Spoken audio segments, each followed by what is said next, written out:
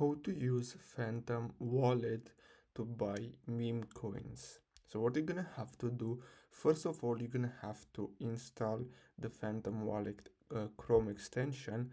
So if you want to look at a step-by-step tutorial, you can go to our channel and see that we already made a tutorial about how you can download Phantom Wallet, how you can set up and everything.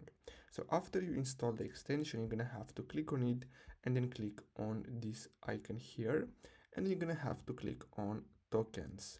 Then simply search for your meme coin. So as you can see, we have Pepe and we have other tokens here, and you can simply sort them by volume, gainers, losers, volume, market cap. Here you can choose the network. So basically that's all you have to do.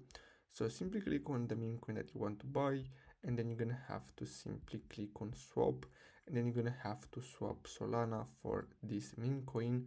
Now if you want to buy Solana, you're gonna have to go back here and click on buy, then select Solana, and then simply enter how much, then click on next, and then choose a payment method, and that's it. So that's all for today's video. Thanks for watching.